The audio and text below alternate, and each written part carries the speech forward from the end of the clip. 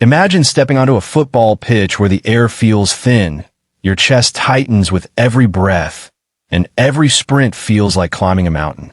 That's exactly what awaits Brazil as they prepare to face Bolivia at the Estadio Municipal, a stadium perched thousands of meters above sea level.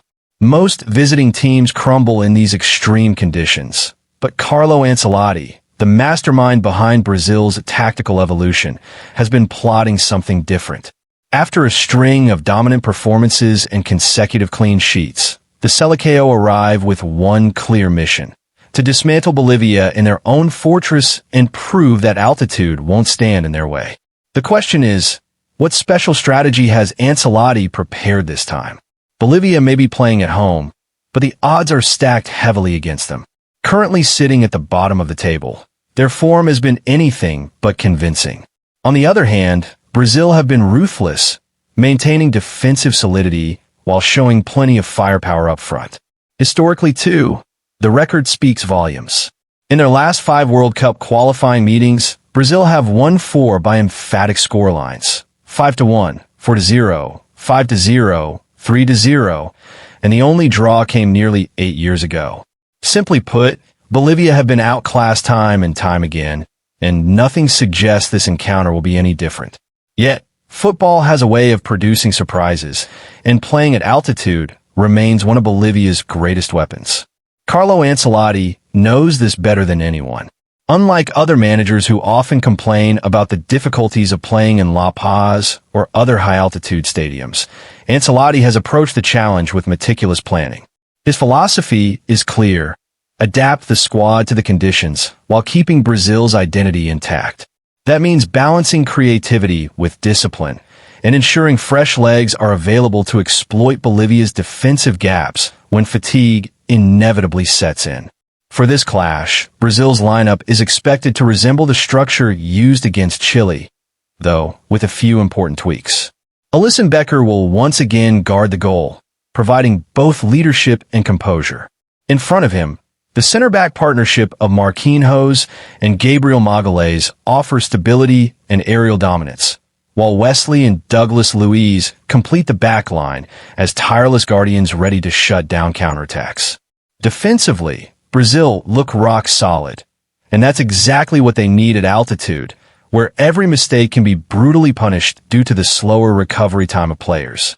However, injuries and suspensions have forced Ancelotti to shuffle the pack in midfield. Caio Jorge, sidelined with a muscle injury, opens the door for Andreas Pereira to step in, bringing creativity and energy. Casemiro's absence due to suspension could have been a major setback, but Ancelotti sees it as an opportunity. Instead of fielding another veteran, he is likely to trust the promising young midfielder Andrey Santos alongside Bruno Guimarães in a double pivot. Santos himself has expressed his preference for playing as a defensive midfielder, and this partnership could be a glimpse into Brazil's long-term future. Together, they provide balance, Guimarães orchestrating the tempo, while Santos ensures defensive coverage.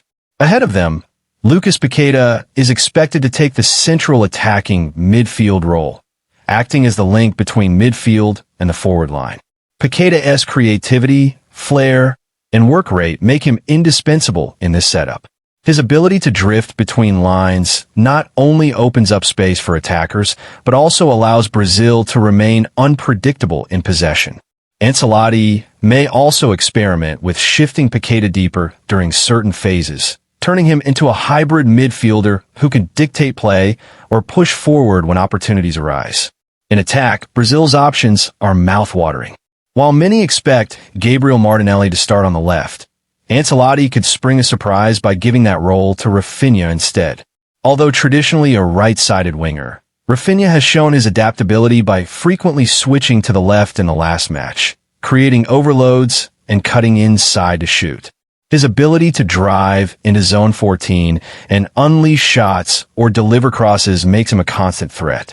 On the opposite flank, the rising star Estêvão Willian could be deployed on the right. His dribbling skills and fearless approach provide Brazil with the width and unpredictability needed to break down Bolivia's defensive block. By stretching the field, Estêvão creates the perfect conditions for Brazil's central striker, likely Messinho, to exploit the spaces in front of goal. Tactically, this setup mirrors Brazil's successful approach against Chile, where Raphinha's movement into central areas created chaos and led directly to their opening goal. By replicating this pattern, Brazil can once again dominate the flanks while maintaining a lethal presence in the box. And if the game remains tight, Ancelotti has plenty of firepower waiting on the bench. Martinelli's pace, Luis Enrique's dribbling, and Pereira's playmaking ability give Brazil the tools to turn the match around in the final 30 minutes, should Bolivia somehow manage to resist early pressure. But perhaps the most intriguing aspect of this game is not the starting 11, but the intent behind Ancelotti's choices. With World Cup qualification already secured, this match provides the perfect stage for experimentation. It's not just about winning. It's about shaping Brazil's future, giving younger players valuable minutes, testing different tactical combinations, and building resilience in extreme conditions are all part of a bigger plan. And when you consider how methodical Ancelotti has been throughout his career, you can bet that every substitution, every tactical switch, and every positional experiment has a purpose. For Bolivia, the challenge is monumental. They must rely on altitude, home support, and perhaps a bit of luck to stand any chance.